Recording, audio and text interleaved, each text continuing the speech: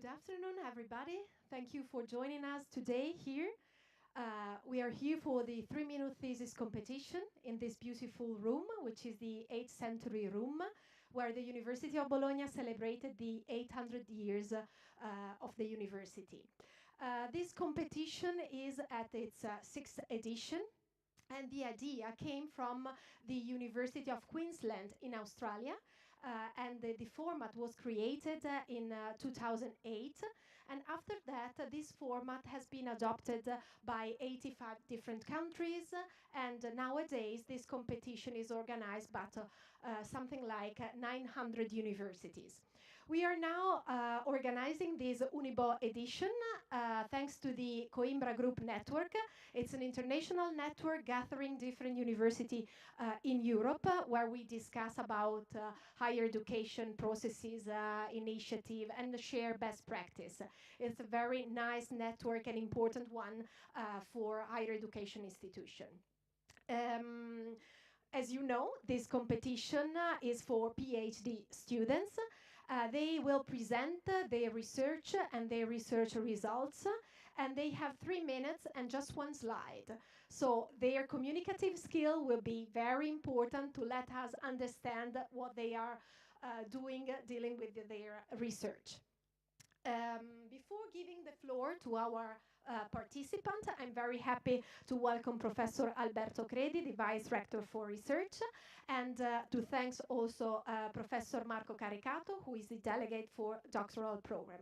A very special thanks to our jury, which is today composed by Professor Cesare Biserni of the Department of Industrial Engineering, Professor Maria Luisa Dindo of the Department of Agriculture and Food Sciences, Professor Anna Chiara Fariselli of the Department of Cultural Heritage, and as well the head of the Institute of Advanced Studies, Professor Maria Letizia Focarete of the Department of Chemistry, Giacomo Ciamician, Professor Maria Letizia Guerra of the Department of Statistical Science, Paolo Fortunati, and Professor Susi Pellotti of the Department of Medical and Surgical Sciences. Then we have with us 3 students of the Collegio Superiore, which is our institution of excellence that enhances the merit of our student. This collaboration is an ongoing collaboration, so also in the past initiative, we collaborated with them. So I'm happy also to welcome and thank Francesco Montagno Bozzone, Gabriele Carosi, and Elia Pilati. Without further ado, I leave the floor to Professor Alberto Credi.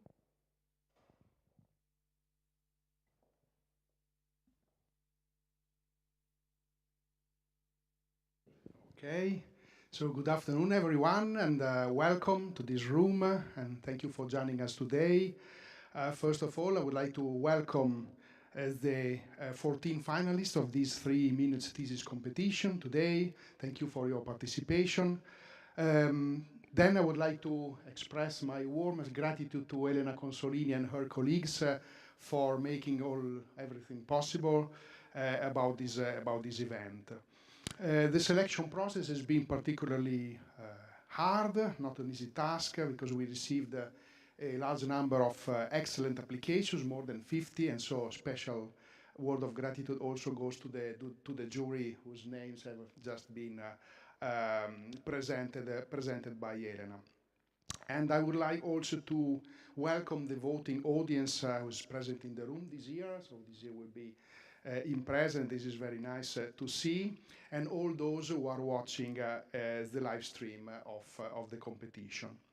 It's a great pleasure for me to be here today for this special occasion. I think it's a special occasion because it's a fascinating and important event for at least 2 reasons. Let me explain why I think it's really, let's say, an event that is very important for us and for the PhD students as well. First of all, communication of science is important as science itself. The pandemic has evidenced how important it is to disseminate technical and scientific information to the general public in an effective way, but also accurately. Also in the sense to avoid generating false expectation regarding the power of science and the power of research. Sometimes we just don't know, or we just understand things, and also situations of these kinds need to be managed by scientists engaged in dissemination. Good dissemination is also essential to preserve and in some cases also to re-establish the relation of trust between researchers and citizens, which is the prerequisite for a more significant role of science and culture in political decisions. And we know how important it is to reach this goal. The second point is about you, PhD students and let's say PhD laureates, because communicating what you have done is important primarily for you. You have worked hard in the lab, in the library, or in the field for 3 years, in some cases even 4 years. And now you have just 3 minutes to tell your story. Does it make sense? This is a good question. Yes, it does. It does because this exercise forces you to focus on the essence of your studies. And it does because your future will be most likely decided during short meetings, in which you will be evaluated by people less competent than you in your specific field. In fact, you are the world's experts in your field, and I can tell that this was also true in my particular case, so I know what I'm speaking about. So it doesn't matter if you are in a busy workshop or during an elevator ride with a stranger, communication skills are always nice to have. So we are happy to promote this type of events for these very reasons, where our PhD students can practice and develop such fundamental communication skills. So I think that I spoke for way more than 3 minutes. I'm not going to win anything tonight, and let's move to the real show. I wish good luck to our researchers, and I thank them for joining this competition and really enjoy the event. Thank you very much.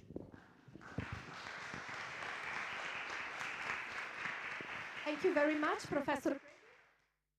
And the rules of this competition are very simple. I would like to briefly recap them for all of you, and in particular for the members of the voting audience. You should keep in mind some things that I'm going to list. First of all, you should vote for their ability to communicate to a non-specialist audience, their effectiveness in communicating the impact of their research topic, their level of engagement, and the usefulness of the PowerPoint slide. Please do not let your personal relationship with any of the participants influence your vote. Please be as fair as possible. You have received via email a link to access the voting area, but you can also scan the QR code behind me. And once inside the voting area, you'll be asked to grade each presentation from 1 to 5, where 1 means poor and 5 means excellent. Evaluating each participant is mandatory. If you leave the voting area before the end of the event, your vote will be considered void and ignored in the final count. Without further ado, let's start the competition.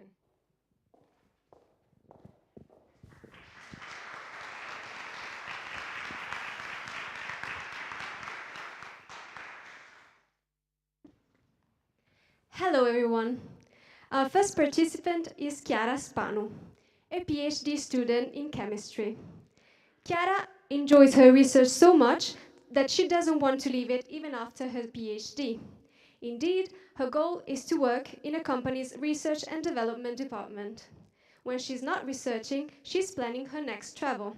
She enjoys the cold, especially when doing sports, and she has been practicing ice skating and skiing for a long time. But if you ask her, she won't say no to a beach volleyball match. She can also be found resting at home, though. She especially enjoys binge-watching her favorite TV shows and discovering new nail art.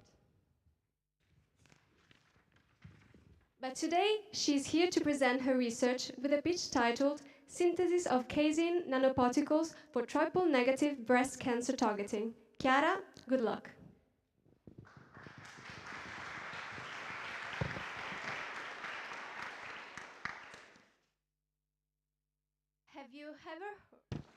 Have you ever heard of triple-negative breast cancer, or TNBC?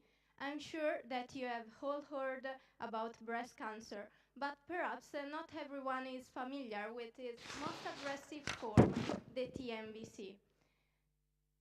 This type of cancer affects about 10,000 people in Italy every year and is more common in young women under the age of 40. Moreover, this type of cancer is very aggressive, and one of the main reasons is that because cells doesn't have a common receptor of the breast cancer. So while for breast cancer there have been amazing improvement in survival rate, for the TNBC this is not possible yet. Starting from this assumption, we have decided to develop and propose a new delivery system for targeting new receptors found only on TNBC cells. To do that, we have selected a green and biocompatible material, the casein protein, that we drink every morning in a cup of milk. Now, imagine the casein protein as a tiny car able to host, protect, and deliver a chemotherapeutic drug through the body. But how do we send that tiny car exactly where we want it? So let's take a step back. First, we selected a new receptor by studying tumor cells that we can imagine as the endpoint of our car. Then we modify the external surface of our tiny casein car with aptamers, short sequences of RNA that, using the same metaphor, we can imagine as navigators. Now, our casein-like system is ready to navigate our body to the TNBC cells, avoiding all the healthy ones. After very promising in vitro tests, we have demonstrated that our system is highly selective for only TNBC cells, and this also reduces the side effects very common in breast cancer and in chemotherapeutic drug treatments.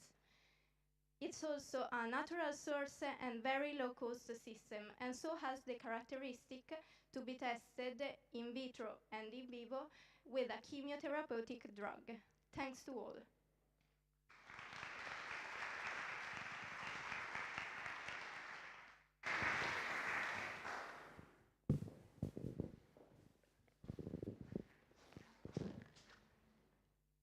Thank you, Chiara.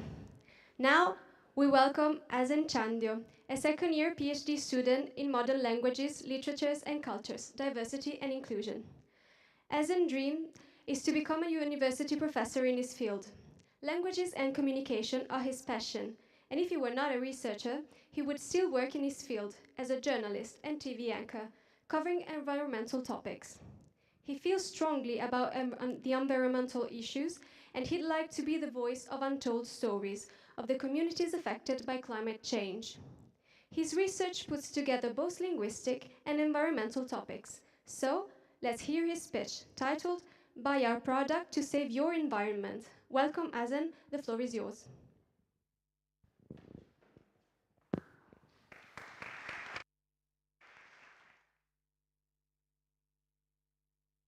Do you feel responsible for the climate change?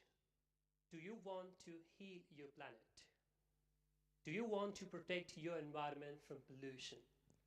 If yes, we could help you. All you have to do is buy our environment-friendly product. It is nicely compacted with natural ingredients. However, it is little expensive. Sounds strange? This is how you are encouraged to buy eco-friendly products, because you feel responsible. You want to feel good about yourself and the environment. And you may want to correct the mistakes which have caused damage to this environment. This realization is exploited for commercial purposes, and you are deceived by a marketing strategy called greenwashing or shallow environmentalism. In other words, you buy a certain company's products and they help you protect your environment in return. In this way, climate change is sold under an environment-friendly take. You find a lot of products claiming to be sustainable, green, organic, and eco-friendly. And you are also asked to make the conscious choice. My study analyzes such advertisements from an eco-linguist perspective to reveal the exploitation the big companies make. An eco-linguist concept called ecosophy, which is an ethical and a scientific framework, is employed as a tool to show that these advertisements not only make a lot of money, but also promote consumerism and consumerism and centrality of human beings. My study reveals that these advertisements are designed to mislead the customers and undermine the scientific facts. So what does my study do? My study spreads critical language awareness. It helps buyers differentiate and distinguish between misleading greenwashing and real green advertisement. What is green advertisement? Green advertisement does not undermine scientific facts. It is not designed to deceive the customers. It is friendly to the environment and is supported by scientific research. So next time when you buy something, you will know whether you are buying climate change or real green products. Thank you so much.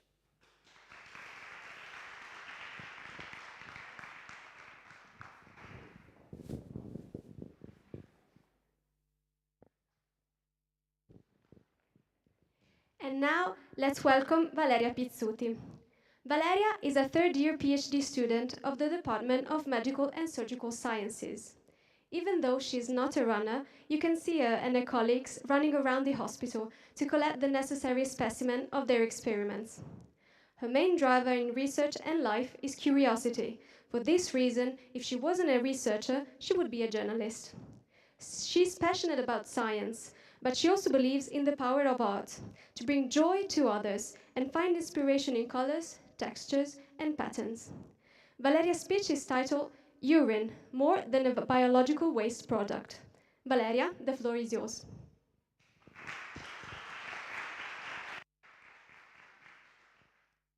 Recycling and waste reduction are worldwide necessary practice, but we all know their importance. Today we will discuss about this topic from another and unusual point of view. We are commonly consider urine as a biological waste product, but what about their application in basic research? During my PhD studies, I tried to answer to this question, and now I will show you an example in the case of kidney transplant. Kidney transplant is a lifesaver practice, but as many other surgeries, it is also a very stressful condition. A stress condition induces an increase in cell turnover in the organ, with a release of damaged cells that are replaced with functional one. So our hypothesis was that kidney transplanted patients may have an increase in cell turnover to remove damaged cells, and these cells can be released in urine. So instead to discard urine, as we commonly do, we decide to bring it in our lab and try to isolate these cells. And we can say that we successfully isolate, but the next step was, what about the possible application? And well, we decided to study the interaction between kidney cells and lymphocytes, so cells involved in the immune response, which are very important in transplant. We observed that kidney cells derived from a waste product and a stress condition were able to modulate the immune response, reducing lymphocytes involved in the overactivation of inflammation and the immune response, while increasing lymphocytes that suppress the immune response. And so these results are very interesting because indicate, as a take-home message, that urine is not just a waste product, but could be a high obtainable and easy obtainable cell source for the obtainment of cell population that could be used in cell therapy or without the ethical concern and without the problem caused, for example, by biopsies. And so the urine is another waste product that could be recycled for a lot of possible application. Thank you.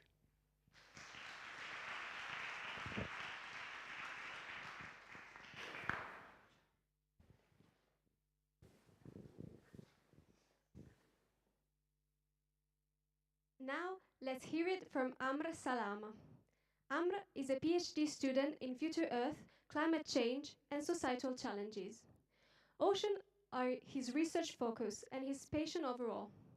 He has a 10-year experience in ocean modeling And during the years, he has learned how important this part of our Earth is for our life and for that of our planet. His goal is to continue his academic career as a marine scientist. If he were not a researcher, he would join an ocean cleanup project to clean marine waters from plastic and debris. His speech is titled, How Global Warming Affects the Most Productive Areas in the Oceans. Let's welcome Amr to the stage.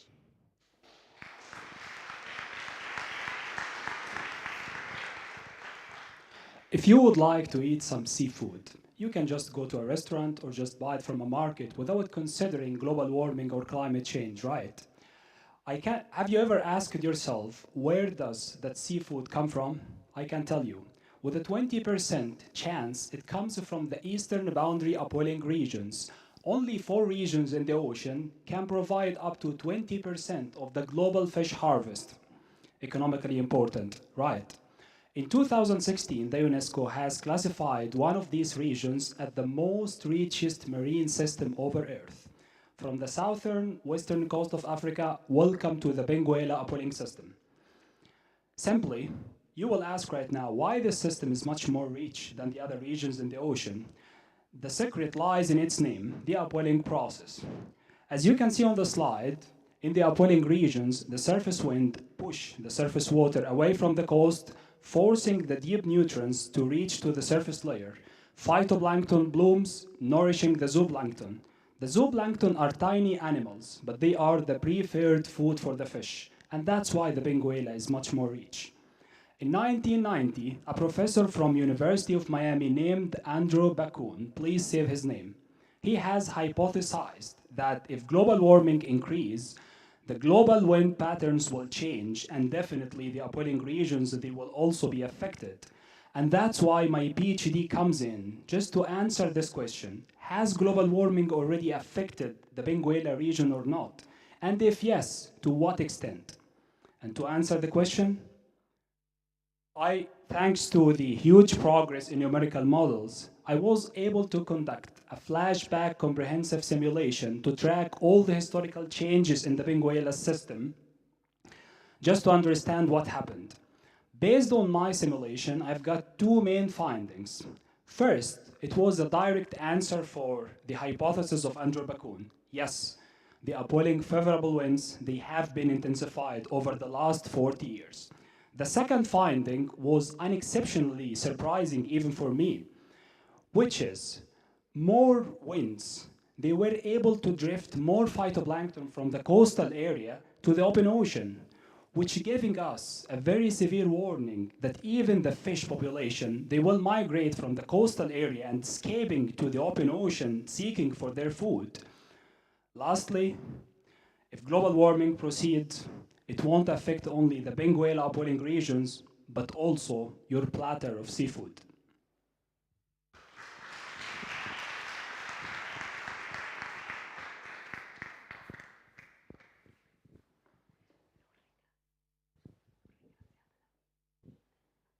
Our next participant is Giulia Libero.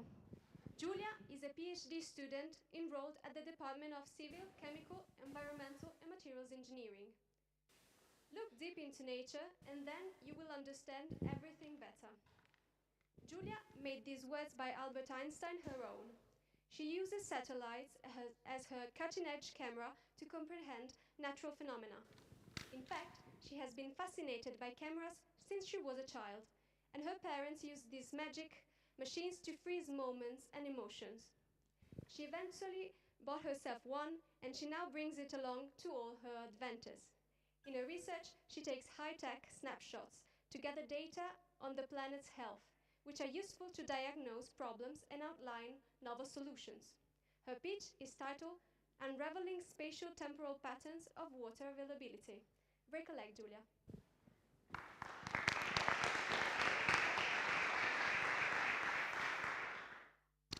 So everyone here has a smartphone, and I'm sure they are all full of photographs from your holidays, selfies, and even a lot of shots of your cat or your dog. But why do we really like taking photographs? Because actually, this is a convenient way to store memories. That is to say, information. For example, now you can open one shot and find details you have never noticed before. Or you can compare some photographs taken from the same spot and analyze time variation in the panorama. But what if I ask you, who is aging faster among the friends that you have in your selfies? I know this is a much more complicated task, and this is because you have to handle a lot of data at the same time. Now, let's consider satellites, which are orbiting above us. They're like cameras, collecting information about the planet and storing them in snapshots. Thanks to satellites, now we have higher resolution data, but we cannot see everything because there is a lot of the information which is still hidden into the snapshot because of the complexity and the high computational burden required by the analysis. Now, novel modeling techniques can help us understand and solve this problem. In my project, in my PhD project, I'm focusing on dynamic mode decomposition. Thanks to this method, I can decompose the information into the snapshot into spatial and temporal coherent structure. Each structure is like a pattern with a specific weight, and analyzing them, I can diagnose the system behavior and then predict future scenarios. In practice, I'm applying this method to understand water availability data coming from satellites. I decompose my data in time and space, and then I can relate the patterns to specific climate variables, demographic changes, or other influencing factors. And then I can pick up the main feature and put them together in a new surrogate model, which has a low computational burden. So now, the environment around us is changing rapidly. And this is why we need this kind of tool to analyze the data we have and provide rapidly information and responses to support sustainable strategies to mitigate and alleviate the effects of climate change.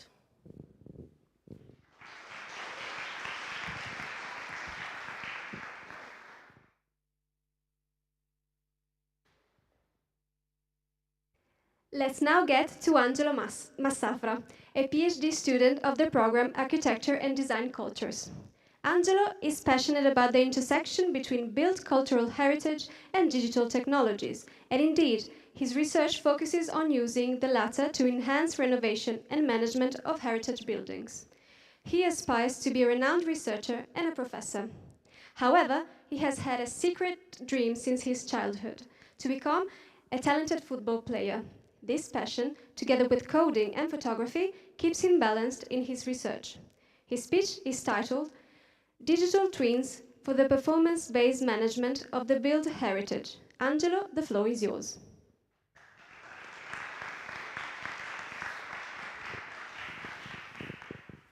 Can you believe that we spend about 90% of our time in buildings? Buildings provide us shelter, security, but also spaces for working, studying, and relaxing. But to do all these things, buildings require energy. Think that 25% about of global energy is only used for heating and cooling buildings. Unfortunately, this happens often in uncontrolled ways that led to energy waste, high management costs, reduced comfort for occupants, but also more pollution. The digital twin technology can help us to address these challenges and trying to improve, to understand, grasp building performance in terms of efficiency and security. But what exactly is a digital twin? In simple terms, a digital twin is a dynamic digital replica of a small object, a building, or a large built asset. Digital twins are composed of virtual technologies that take and gather data from the physical world, send this data to the cloud, organize them, analyze them, and then share this data in services. By using services, for example, building administrators can inspect the real-time state of their buildings, simulate different scenarios in case of changing actions, but also make data-driven decisions to optimize building operation. If digital twins are so powerful, why we aren't using them in the construction sector? Among the many technical challenges, digital twins in the actual status cannot speak, cannot communicate. Many advanced technologies are already used in the construction sector, however, they rely on their own vocabularies and they cannot communicate with each other in an organic manner. In my research, I'm trying to integrate different vocabularies already existing in the construction sector, and I'm trying to centralize them in a unique digital twin environment. I'm also applying my method on a real case study. These vocabularies are expressed in forms of ontology,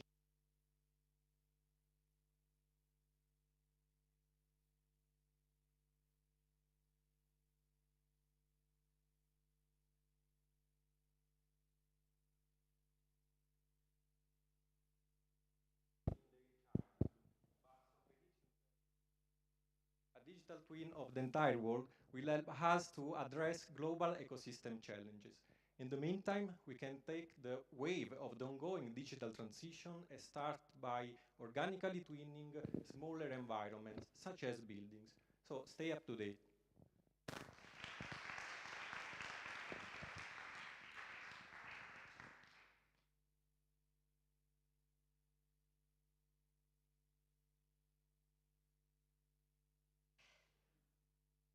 Now, let's hear it from Laura Carotti. Laura is a third-year PhD student enrolled in the Future Earth, Climate Change and Societal Challenges PhD program. Her passion for plants is so strong that even if she were not a researcher, she would want to take care of them, perhaps on a farm. When she discovered that she could combine this passion with the search for possible solutions to make our food system more sustainable, it was love at first sight. For a PhD, she grew thousands of lettuces, and when she now eats a burrito, she no longer looks at the salad leaves the same way. She's not only passionate about plants, though, she also loves hiking, folk dances, and reading. Her pitch is titled Strategies to Increase the Resource Use Efficiency in Vertical Farms with Artificial Light. Go on, Laura, the floor is yours.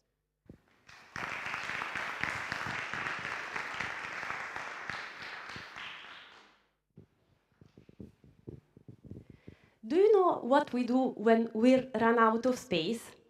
I'm sure you do. If you have been living with flatmates who didn't want to wash the dishes, and once the sink becomes full, they start stacking the dishes one on the top of each other. This way of stacking, exploiting the vertical dimension, is also what we do in vertical farms, but this time to grow plants for food. In a vertical farm, we can grow a lot of crops in a small area. And this is possible thanks to the use of cultivation shelves, one on the top of each other. In this way, we can really optimize the space and we can reduce the pressure on our land. We all know that we are living in a world that is facing a lot of challenges. And one of the biggest is to produce more food for an increasing population while using less resources. To produce all the food we need, we can continue impacting the land, causing water shortage, reducing the biodiversity, and decreasing the quality of the soil. To make this system work, we need mainly three inputs. We need land, also buildings are fine, we need water, and we need energy.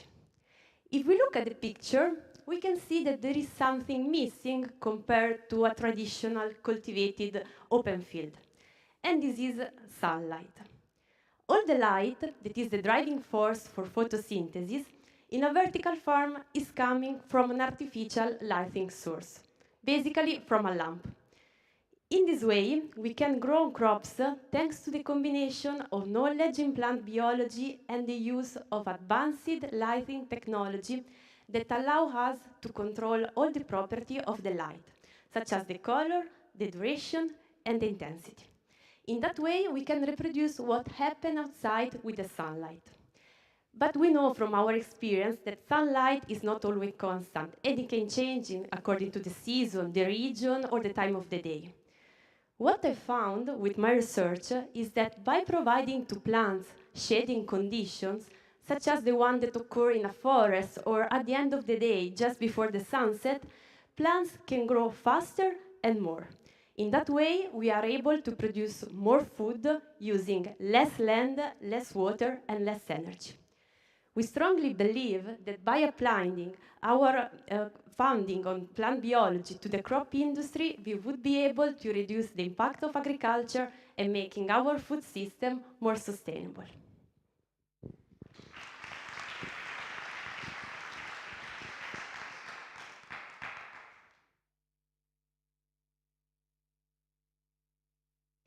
Our next contestant is Ludovico Taddei, a PhD student of biomedical and neuromotor sciences. During his studies in medicine and surgery, he felt like he wasn't going in any particular direction until he found what he really was passionate about, physiology. What really motivates him are the mechanisms underlying biological functions. That's why he didn't choose to pursue a clinical career, but an academic one. His professional goal is to become a professor, to be a mentor for future generations. If he were not a researcher, he would probably be a manager of a mountain hut. Ludovico's speech is titled, "Are We Cool Enough? Studying Hibernation to Refine Therapeutic Hypothermia." Good luck, Ludovico.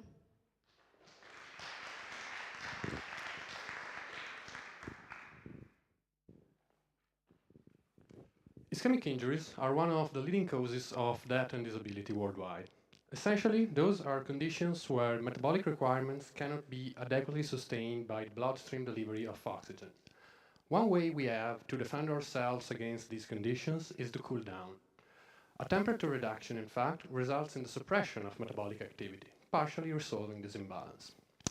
In a clinical practice, therapeutic hypothermia is used exactly with this intent, and it actually works pretty well. Currently, though, we're limited to a mild degree of hypothermia.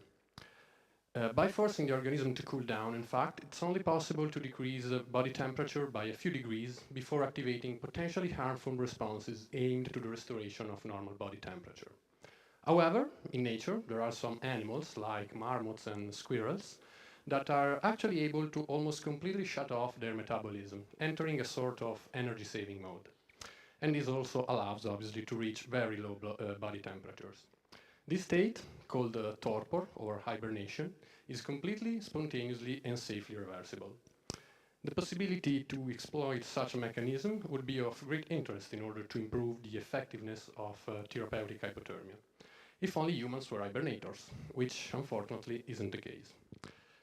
Neither rats are hibernators. Nonetheless, as discovered in recent years in our laboratory, by the manipulation of a specific brain area, it is possible to induce the expression of a state very much resembling natural torpor in non-hibernating animals, such as rats. This state, called synthetic torpor, if induced in humans, could represent a way to overcome the limitations of current therapeutic hypothermia protocols. Before moving on to translational approaches regarding the possibility to induce synthetic torpor in a human being, obviously it's necessary to assess the safeness and the safety of our model in terms of reversibility and of a full structural and functional recovery after the return to normothermia, as it happens in natural hibernators. Evidence is collected so far, pointing in that direction, and the aim of my PhD project is to deepen and expand the already existing knowledge. Basically, what I'll be doing will be to evaluate cerebral cortical connectivity, neuronal morphology, and cognitive functions in rats before and after the induction of synthetic torpor in order to assess whether the recovery from the condition is complete under these aspects. So, are we cool enough? Not yet, but we're working on it.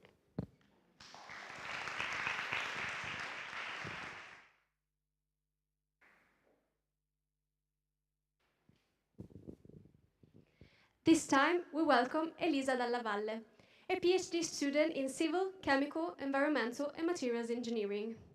Despite being born and raised in Bologna, she has always loved the sea. Indeed, she spends a lot of her time in the small Giglio Island in Tuscany, where she loves swimming, snorkeling, and boating.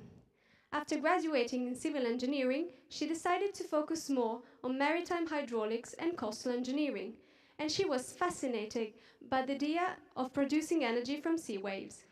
The irony in this story, Elisa suffers from seasickness. Her pitch is titled, towards energy transition through sea waves, major challenges and possible solutions. Welcome, Elisa. The floor is yours.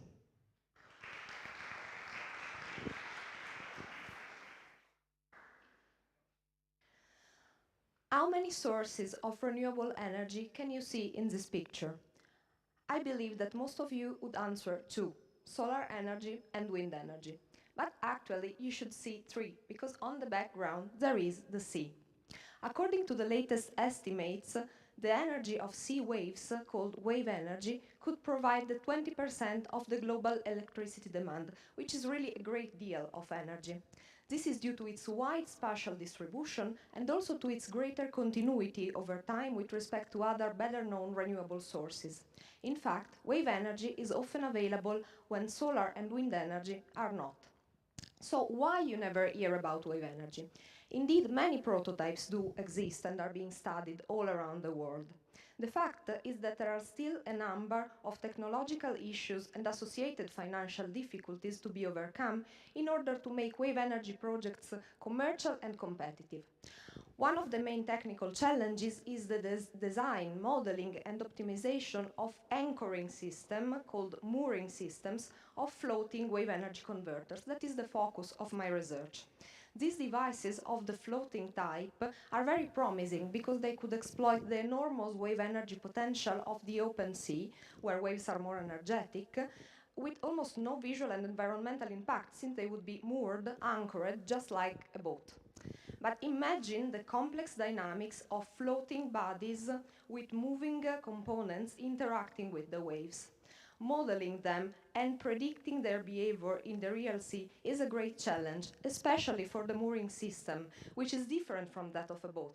In fact, it has to be to keep the device in position, but also to let it free to move with the waves in order to produce energy. And therefore, it has to be optimized for the specific technology. No guidelines exist for that.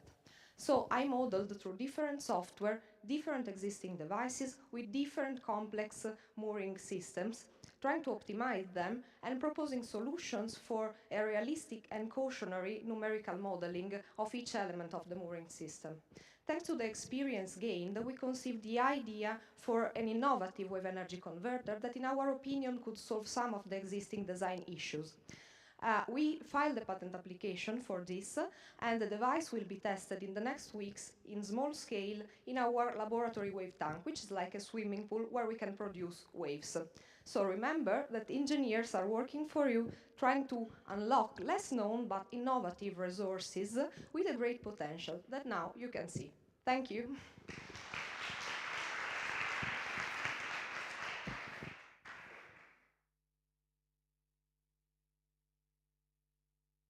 Let's now get to Michele Morana, a second-year PhD student of chemistry. He too is Bolognese through and through, but he looks forward to spending some years abroad, possibly in his future career as research and development manager for a private company in the renewable energy field. His passion for chemistry started in high school, but this is not the only thing he cares about. He is also fascinated by foreign languages and cultures. Singing songs from his favorite musicals make him feel better even in the toughest days. His speech is titled The Power of Miniaturizations, MEM Technology and Chromatography. Let's welcome Michele to the stage.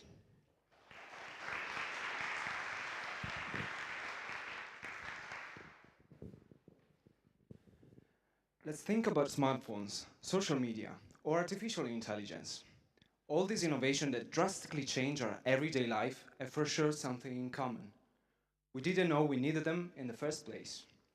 Other than the internet that connects us all over the world, a crucial thing that allowed very important steps for all this invention is the implementation of microelectronics. We're basically carrying a computer in our pockets thanks to these devices. Where else can this technology bring innovation in fields that we might not be aware of? Well, there are certain matters that need to be addressed, such as improvement of air quality analysis and detection of pollutants, enhanced prevention in the workplace, and why not, the likelihood of living on Mars. Well, how can we do that using microelectronics and microsystems? A way to address all these matters is to improve the analysis of complex gas mixtures using gas chromatography. Gas chromatography is an analytical technique that allows the characterization of complex gas mixtures by separating and detecting their components. Nowadays, this analysis mainly relies on cumbersome, bulky laboratory equipment and time-consuming processes. For most applications, it is kind of difficult to imagine it somewhere else in a laboratory. But ideally, using MEMS technology, it is possible to achieve miniaturization of all their components, making these instruments portable. And as a result, their area of application can be expanded to where it was unimaginable before. MEMS is just a word comprising all the devices with at least one dimension between 1 and 100 micrometers, so slightly less than an average human hair. The scope of my project is to achieve miniaturization of the main core component of this technique, which is the analytical column, the portion of the instruments where the separation of the samples takes place. Basically, along the path of the column, the different analytes undergo separation according to their intrinsic characteristics. Very few research groups are still working on this matter, and the majority of solutions were unsuccessful in providing a product efficient enough to reach the market. Having a completely miniaturized and portable instrument would allow us to better monitor the air quality all over the city in real time. We will be able to detect whether there was a leakage of a dangerous chemical in a workplace, or we could use it in space to help astronauts analyze the atmospheric composition of foreign planets. The miniaturization and portability of microsystem and microelectronics have revolutionized our everyday life in unpredictable ways. It will be no different for the world of gas analysis. Thank you.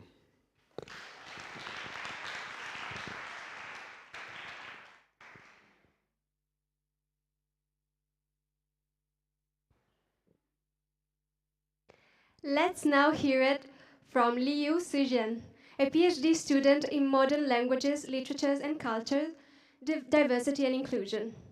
After obtaining her bachelor's degree in Italian culture and literature in Shanghai, she arrived in Bologna for a master's and later stayed for a PhD. She agrees with Humboldt, which said that each language draws a magic circle around the people to which it belongs. However, she managed to step out the magic circle created by the Chinese language, and she now looks at Italian culture from all angles for her research. It is not uncommon to find her translating Italian songs' lyrics into Chinese. Her pitch is titled A Simple Recipe for Chinese Students to Learn Italian. Break a leg.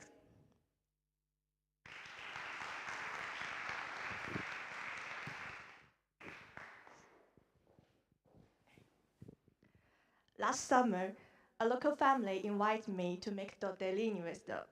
Holding tortellini made by myself in my hand, I was so amazed by the similarities and differences between Chinese dumplings and Italian tortellini. The same ingredient, flour and minced meat, are cooked differently according to a Chinese or Italian recipe. It's the same as learning a foreign language. It's not only about picking up words, but how to collect them into a correct sentence based on conventional rules, grammar. Learning Italian grammar is always a challenge for Chinese students, especially verb tense. For example, the usually make two mistakes, improper verb tense and improper preposition. So, a possible explanation is that there is no tense and verbal conjugations in Chinese. It's like when an Italian wants to make some Chinese dumplings, the recipe tells him to use soy sauce. So how did we face this problem before? Or in other words, how did I learn Italian verb tenses?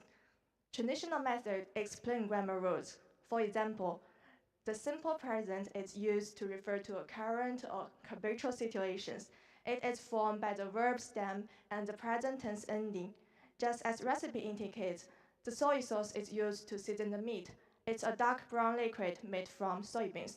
We know what it looks like and what it does, but frankly, how could we use it?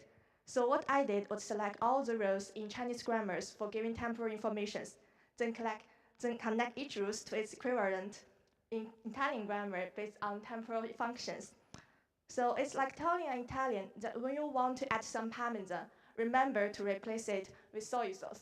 To see if this simple recipe works, I'm currently doing a teaching experiment with 42 Chinese students. Students taught with this equivalent grammar rules made much progress with respect to those using traditional method. During the tracking interview, some students exactly share that they had a much clearer understanding and are more flexible in using different verb tenses. After all, learning a foreign language is just like learning to cook a foreign dish. If you know how to interpret it based on your experiences, then there is always a simple recipe waiting for you. Thank you.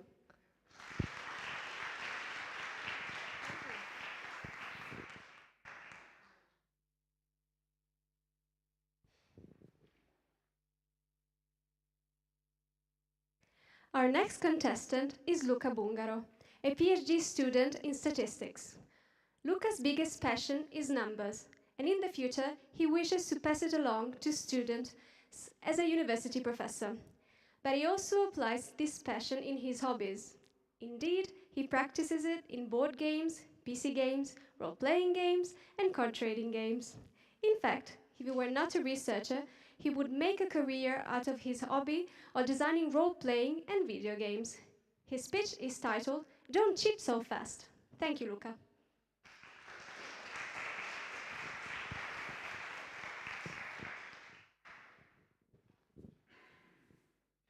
I suppose that many of you, at least once in your life, have done a test for the assessment of abilities, such as a university admission test or a language placement test. And some of you may also have done such a test on a computer, where, given the answer to a question, the next appears immediately on the screen. Well, you must know that behind many of these computerized tests, there is a very complex statistical algorithm that will select next question based on the answer given previously. In this way, with few hundred of questions from a database, the statistical algorithm could build in real time different tests for thousands of students. However, there are several misconducts called cheating that make this job completely worthless and lead to incorrect ability estimation. Of course, already exists statistical method to estimate the probability that someone is a cheater, especially to see if they come into possession of the correct answers. However, these are methods that can only be used after the test has ended. And, most importantly, in order to be sure that they are cheating, multiple tests are usually done, such as oral test, that takes long time and is not always feasible, especially in large-scale tests. So what? Well, I have developed a method to detect cheaters during the test, so it's possible to intervene immediately. And to do that, I get help from a very powerful AI that is easily available during a computerized test. Response time. In fact, it is recognized that cheaters tend to answer more faster than average time needed. So I use the difference between the actual response time and the average response time for each question to define a statistical index for each test taker, which can be calculated in real time by the statistical algorithm and which indicates the probability of being a cheater. When this probability becomes large enough, we must take action. But how? Of course, we can't just stop the test and invalidate it, because we might be wrong. So I have trained the statistical algorithm that when we find a person with a high probability of being a cheater, we start to select next question for that person from a more secure database that contains questions that has never been used, so as to drastically reduce the probability that the cheater come into possession of the answer of those items too. But be careful, more secure doesn't mean harder. In fact, and this is really important, my final goal was not to punish the cheater, but instead, let's say, counterbalance the cheating effect. In this way, I have increased the probability of correctly estimating the true ability of the cheater while still maintaining the fairness of the test. And all this thanks to the statistical algorithm and response time. So remember, don't cheat so fast.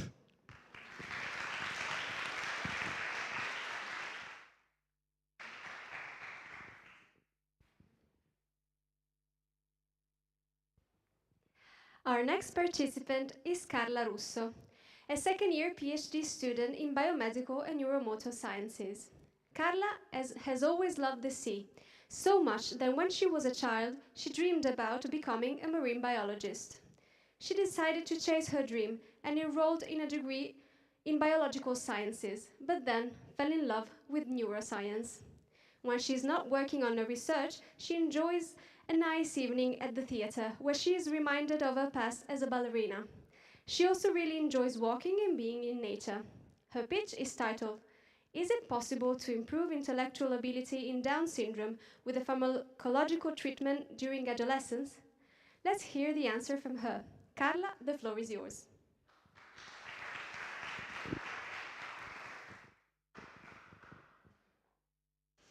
Do you remember Robin Williams standing on a school desk in the movie Dead Poets Society, right?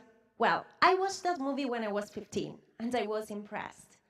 To grow or succeed, you always have to be able to change your perspective. Changing, however, doesn't mean losing sight of the fulcrum of your story. And that is, more or less, the central idea of my PhD project.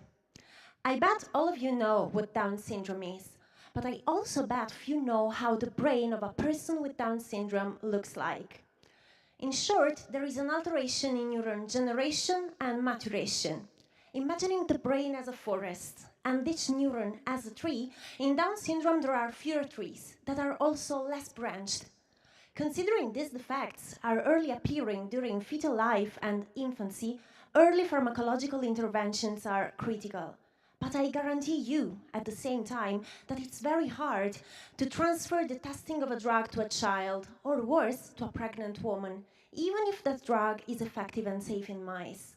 And that's why it's essential to change perspective. My PhD project is based on the idea that adolescence is still a crucial time window for neuron maturation. Therefore, we tested a treatment in a Down syndrome mouse model during this period, considering the results are transferable to humans with less risk. But what kind of treatment? We bet on a natural molecule to reduce side effects as much as possible. And this molecule has a really complicated name, 7,8-dihydroxyflavin. But you can find it in really simple things, such as fruits and vegetables. So it's supposed to be safe. Results obtained so far show that our treatment fully restores neuron maturation in the hippocampus in adolescent mice. Do you remember the less branched trees I mentioned before? Well, they become the giant redwoods they always should have been. And this improves memory abilities, showing for the first time that it is not too late if treatment is started during adolescence. I hope this would lead to clinical trials with 7,8-dihydroxyflavin in adolescents with Down syndrome, and maybe then at younger age with an even greater impact. I'm gonna leave you with this. Goals are not achieved by stubbornly walking a straight road. You always have to be able to change your perspective and to face the curves. I believe in this idea, and what about you? Can you stand on a school desk, looking at your life from a different perspective without betraying your own story?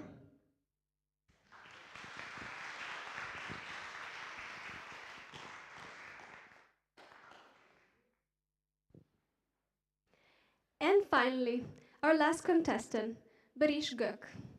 He is a PhD student in electronics, telecommunication, and information technologies. During his studies at the Middle East Technical University in Turkey, he was going through the references of a book when he came across a research group based at the University of Bologna that were researching wireless power transfer, his biggest interest. Well, now he's a part of that research group. His goal is to focus on specific aspects of this technology's development.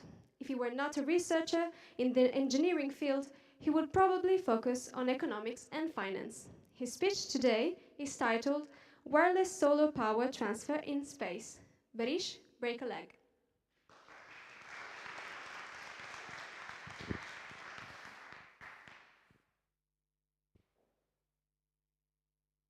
The sun, unlimited source of energy, an energy that can supply all of our needs, an energy that is the greenest option possible so far. But are we harvesting enough? Apparently no. All the global warming, change of temperature, climate anomalies, no. Then the second question arises, can we harvest? It must be constant, but it's not possible at night. How about in space, where there is no day or night? There is always the sun. There is always the sun. Then can we capture most of this power and send it to a desired point like a space probe or even toward Earth here? This is where my PhD project comes into action. Using wireless power transfer technology, I am developing a system that can transfer power in long distances by means of microwaves. It's all thanks to the electromagnetic waves around us. We capture and send these using antennas. In particular, I am working on optically transparent antennas as you see there.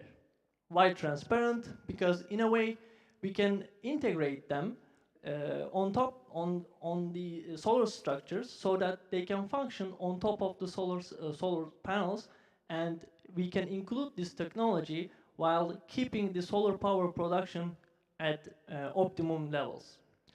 Typically, antennas are solid and opaque. But I'm trying to create an antenna that functions as efficient as the typical one and passes the sunlight through. The mesh lines you see are created by a very special printer that uses electrically conductive ink. The bigger the meshes, the larger the transparency. But it lowers the efficiency. That's why I'm interested in discovering all these relations and finding the best trade-off. Because European Union lays out a plan to become climate neutral by 2030, which means cutting its own greenhouse gas emission by 55% by the end of the decade. And until this time, the demand for power will rise in the world dramatically, and we are trying to find a solution to meet this need and save the planet at the same time. Thank you.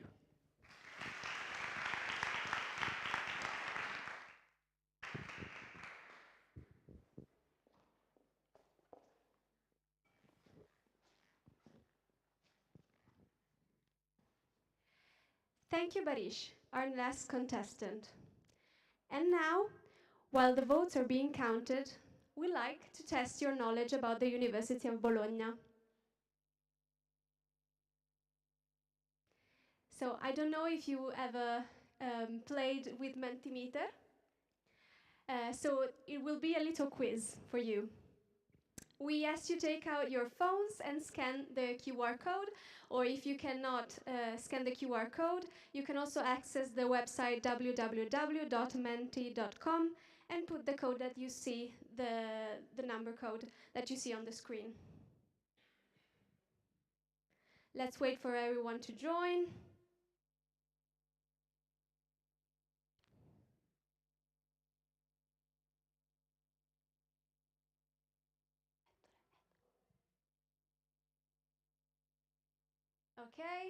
Okay. 48 players.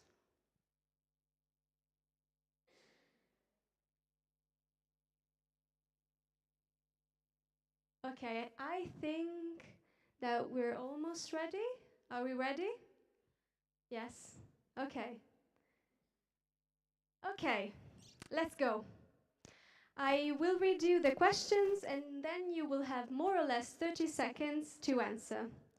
If you answer faster, you will get more points if the answer is correct.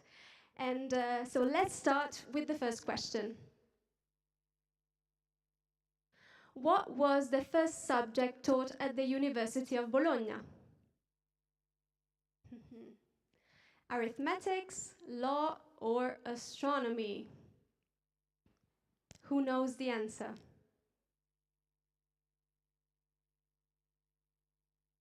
Almost everyone voted.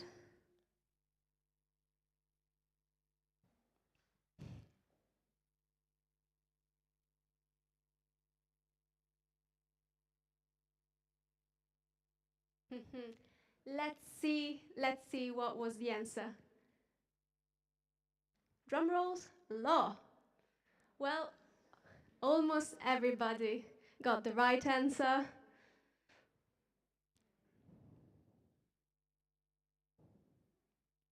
Oh, so Margot is now leading the competition, our second competition for today.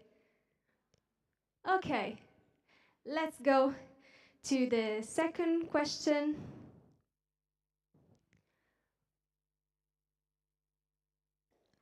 What is the name of the first professor at the University of Bologna? Ugo Bassi, Anteo Zamboni, Irnerio. Spoiler alert, the first teacher was the teacher of the first subject that you saw on the other answer. I don't know if that can help you, but everyone has voted. Okay. Dun dun. Almost no one knew that. It was Irnerio. Okay. So, some facts about Irnerio. He was a jurist, and he is considered the founder of the law school in Bologna. His work meant the birth of the study of law as an autonomous science, as opposed to the sort of encyclopedia of knowledge that had until then been a marginal part of the liberal arts and liberal arts schools. And here in Bologna, there is a road named Irnerio. So if you didn't know, Irnerio was the first teacher. Here it is. Who's leading the competition? Who was the fastest? Bamboo. Bamboo was the fastest. Okay.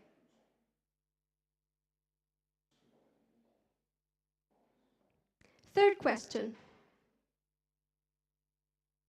The expression doctor in utroque iure means doctor of both laws and refers to those who, in Renaissance universities, graduated in painting and sculpture, medicine and law, history and geography.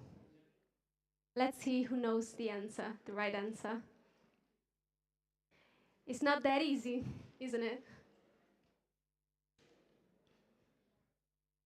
Everyone has voted, let's see. Almost everyone got it right. Medicine and law.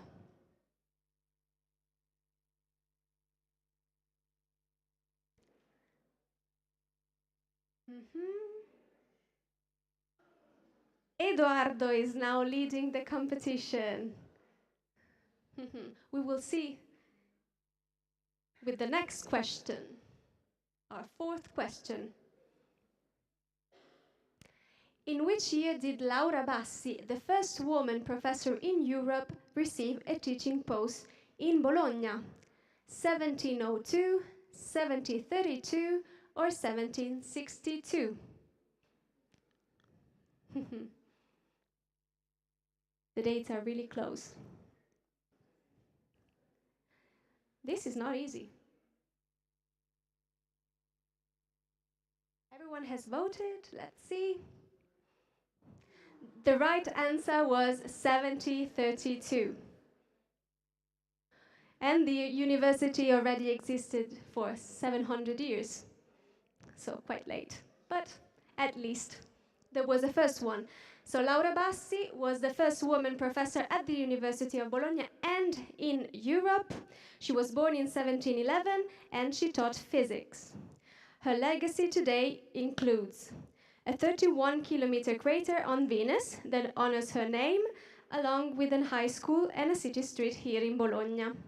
The Canadian Editing Press offers a Laura Bassi scholarship thrice a year since 2018 to junior academics, masters, and doctoral candidates. The first Italian icebreaker research ship is named Laura Bassi. Here she is. So,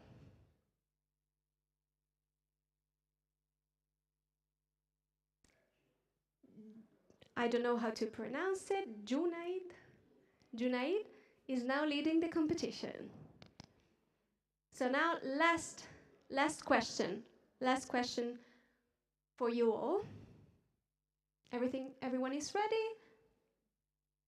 Which famous Italian poet read the celebratory speech for the 800th anniversary in 1889? Giovanni Pascoli, Giosuè Carducci, or Gabriele D'Annunzio? Who knows the answer? I will say that here in this room, there could be something that could get you this answer, if you look around.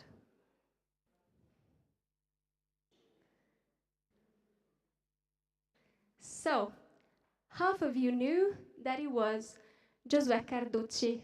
And what I meant when I said that here in this room you can see something that can help you. You see this picture, and you can see it also at the end of the room, far in the back. So yeah, that was the clue that you could have seen here in the room. So this is, as Elena first mentioned, this is the room for the 800th centenary of the University of Bologna, which was founded in 1088. So in 1888 it was the 800th anniversary. And in this photograph, no, picture is not a photograph. In this picture, Giosuè Carducci is giving a speech during the anniversary of the University of Bologna. And as many of you, I think, know, Carducci was an Italian poet, a writer, literary critic, and teacher. Actually, he taught in this very building, in Palazzo Poggi, in a little classroom in the first floor. So maybe you saw the little classroom coming in Palazzo Poggi. And in 1906, he became the first Italian to receive the Nobel Prize in Literature, so he was a Nobel laureate. And the Swedish Academy's motivation for the prize was that not only in consideration of his deep learning and critical research, but above all, as a tribute to the creative energy, freshness of style, and lyrical force which characterize his poetic masterpieces. Yeah, so let's see who won this little second competition of ours today.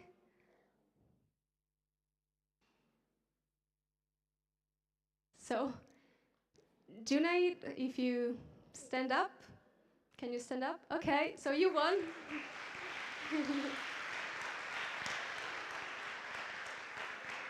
With 4,172 points, you won, and you just won this applause. But you're the first winner of today's competition. You can sit down, thank you.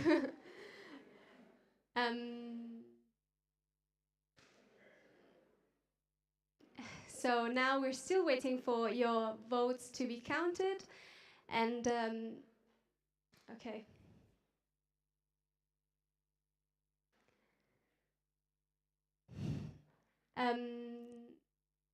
Would someone from the jury like to say something? No? Okay.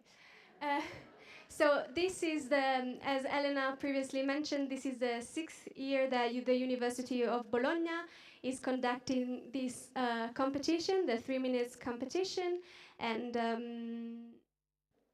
so the person that will win today's competition will go to a selection, a further selection from universities of the Coimbra group. And every university will have their winner, and another jury, a Coimbra group jury, will select all these videos and select only 3 that will go to the final competition in Cologne this year. So last year it was here in Italy, in Padova, at the University of Padova. This year it will be in Cologne. So if today's winner will also pass the second selection, he or she, they will go to Cologne in Germany, maybe, and they could win this competition, as already someone did from the University of Bologna, because in 2020 there was our winner won the entire competition, so it wouldn't be the first time, but it would be an honor anyways. And so we're still waiting for the votes to be counted. Okay.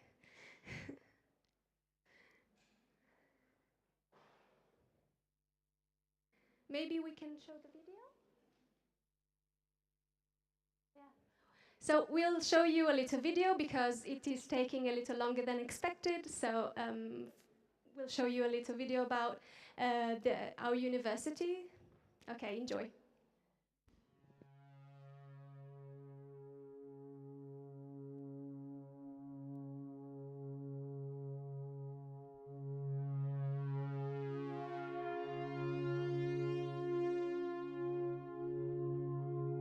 Per secoli mi hanno conosciuta e chiamata come la madre di quei giuristi che seppero riportare l'Europa tutta alla civiltà e all'ordinamento legale.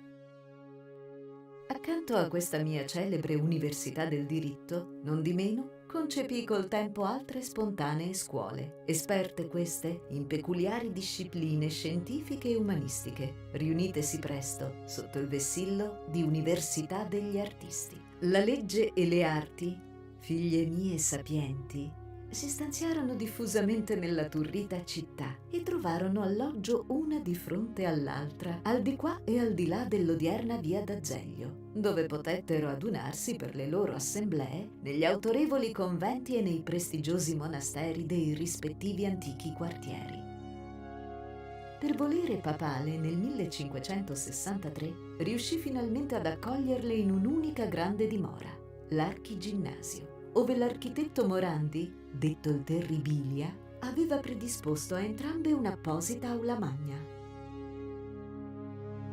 Ricevevo così i legisti attraverso lo scalone di destra e li ospitavo nella sala dello Stabat Mater, il cui nome oggi ricorda la composizione che Rossini vi eseguì a metà Ottocento.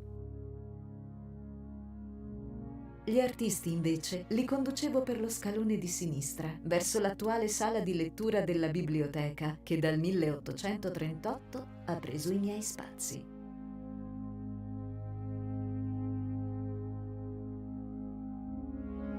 Lieta del mio lascito, ero ai tempi già signora di una nuova residenza, quella definitiva, nella quale avevo trovato confortevoli e adeguati ambienti, ammodernati il secolo precedente dall'illuminato Istituto delle Scienze.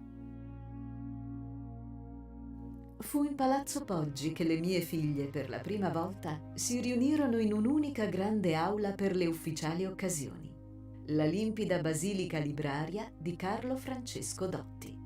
Eretta per volere di Benedetto XIV, l'immensa sala aveva ingrandito le disponibilità del cinquecentesco palazzo del Cardinal Poggi, permettendo ai 30.000 volumi dell'istituto di avere una degna collocazione sulle scansie lignee disegnate da Ercole Lelli. I 28 busti in terracotta dei geni passati, plasmati dalle abili mani del Tadolini, dello Scandellari e del Balugani, si trasformarono in tal modo per oltre un secolo da vigili protettori del sapere a illustri spettatori dei miei grandi eventi accademici. I banchi di lettura, che oggi scandiscono la vasta navata, al contrario vennero aggiunti negli anni 30 del Novecento, quando il voluminoso ambiente tornò ad essere biblioteca, questa volta ad uso universitario. Era iniziata nel frattempo una avvincente sfida tra i migliori architetti locali. Modellini e disegni proponevano ad un'apposita commissione nuove soluzioni per una mia più moderna aula magna. Il periodo richiedeva soluzioni trionfanti, magnifiche cattedrali laiche, dove la riforma del ministro Gentile poteva dirsi rispettata in un'esaltazione ossessiva ed elitaria del nuovo culto pedagogico. Ne uscì vincitore il razionalista Giulio Ulisse Arata con il suo tempio pagano, sobrio e monumentale, come il fascismo richiedeva ai tempi. La mia sede era dunque cresciuta ulteriormente, ora sul retro, e Palazzo Poggi poteva ormai dirsi vero e proprio isolato cittadino. Di questo spazio così solenne, oggi resta, ahimè, solo l'ingresso, dal quale si accede alla nuova parte della mia biblioteca. L'ottocentesca e la novecentesca aula magna si sono così unite e legate in un unico silenzioso scrigno di conoscenza. Dal 1988 è Santa Lucia a riecheggiare di discorsi solenni e di giubili studenteschi. La chiesa gesuitica, sorta su un piccolo sacello fondato dal vescovo Petronio, è uno dei tanti luoghi cittadini usati e abusati in vario modo dopo le soppressioni religiose. Venne disegnata nel 1623 da Girolamo Rinaldi, al quale subentrarono Francesco Maria Angelini prima e Vincenzo Vannini poi. Oltre 2 secoli di cantieri e rimaneggiamenti che lasciarono al comune un edificio privo di facciata, con un interno limpido e frizzante, ma senza cupola e senza transetto, e con un'abside notevolmente ridotta rispetto a quella gigantesca iniziata dal Rinaldi, ora trasformata in spazioso ambiente per conferenze e convegni.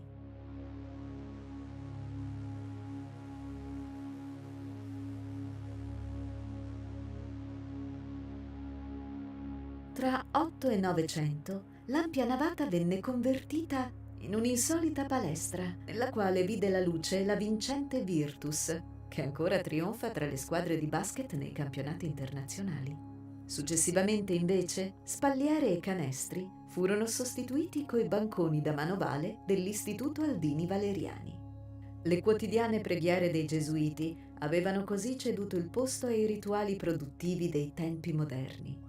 Spettò a me, infine, il compito di riportare agli originari splendori l'antico luogo di culto. Lo scelsi per festeggiare i miei 900 anni e per rivivere poi quelle fastose cerimonie che mi si offrivano, quando ancora ero giovane, nelle tante chiese cittadine.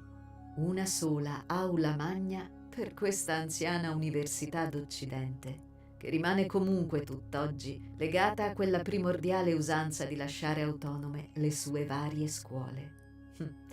Si può dire, infatti, che ogni edificio accademico abbia trovato uno spazio di rappresentanza nel quale conferire lauree, tenere convegni, organizzare incontri. Un'unica aula magna, sì, ma anche tante grandi aule, dunque, quelle realizzate negli istituti di inizio secolo, quasi un elemento imprescindibile nella pianificazione della mia cittadella, per lo più ideate da Gustavo Rizzoli e da Guido Zucchini, tutte simili, coi loro spalti lignei a forma di teatro greco, spesso impreziosite da elementi déco e arredi originali. Quelle negli edifici storici, poi, che sono riuscita così bene a rianimare nel corso del XX secolo, quando decisi di immergermi e diffondermi nuovamente nella mia Bologna. Quale sorpresa ritrovare sotto l'intonaco della cadente palazzina della Viola, usata per decenni come mero deposito da giardinaggio per il limitrofo orto botanico, lo splendido ciclo pittorico su Papa Silvestro, eseguito per i Ferrero e il loro collegio dei Piemontesi a metà Cinquecento dal manierista Prospero Fontana. I virtuosismi del racconto agiografico sono così tornati ad avvolgere altri studenti forestieri, questa volta giunti da tutte le parti del mondo, qui radunati nella mia sede delle relazioni internazionali.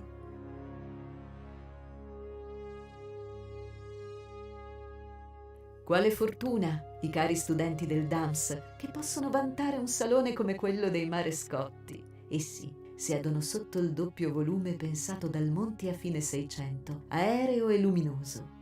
Attorno a loro schiamazzano putti festanti che non conoscono il dolore, pur giocando tra le armi dei grandi.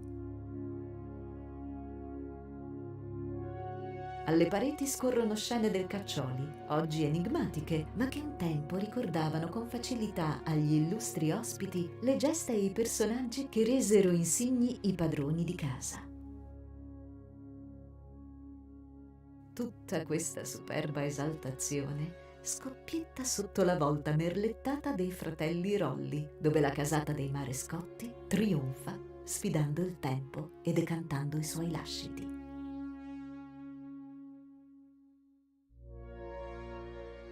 E cosa dire degli spazi di rappresentanza degli ex conventi di San Giovanni in Monte e di Santa Cristina?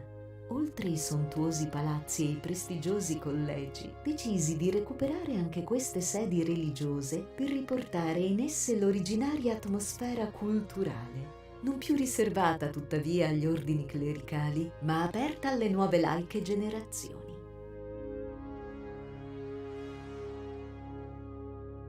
Gli storici e gli storici dell'arte si adonò oggi negli spaziosi e austeri refettori, ascoltando le parole dei loro maestri.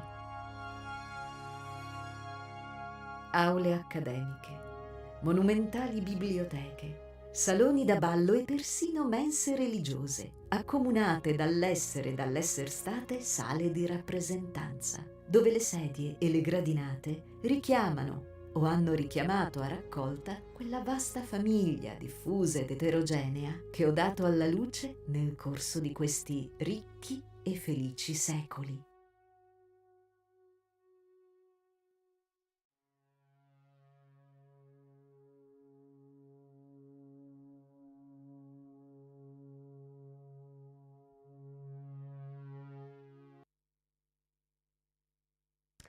Welcome back. The 6th edition of the UNIBO's 3MT competition has come to an end. Our jury and our in-person voting audience have evaluated our PhD students' performances, and we are now ready to announce the winners of the 2023 edition. Before I do so, I wish to congratulate every participant. You all did an amazing job. What you did was not an easy task. You managed not only to share what you are doing in your PhD, but also the passion that you put into your research. Let me also remind you, as I previously did, that the winner of this UNIBO competition will participate to the selections to go to the finals in Cologne during the annual Coimbra group. 3MT competition final. So, the winner in the 3MT competition in Cologne could also have the chance to win a money prize. So now, the final ranking. Third classified of this year's UNIBO 3MT competition is Elisa Dalla Valle.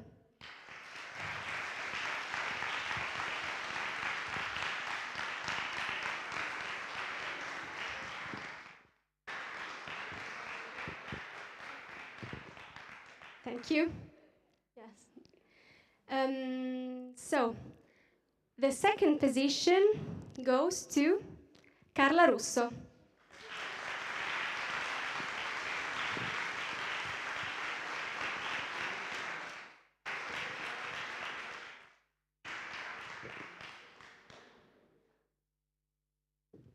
Your certificate. Thank you. And now, virtual drum rolls. We don't have real drum rolls, but virtual drum rolls. Our winner is Luca Bungaro.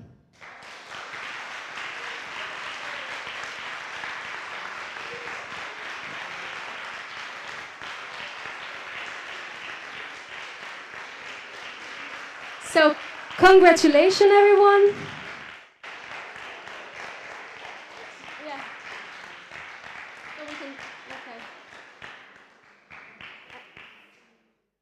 Want to join? Ecco. The Vice Rector for Research, Alberto Credi.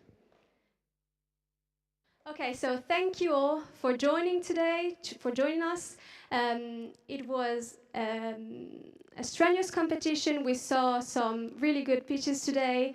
So thank you for being here, and thank you all of our candidates for your work. And let's keep up the good work and see you next year.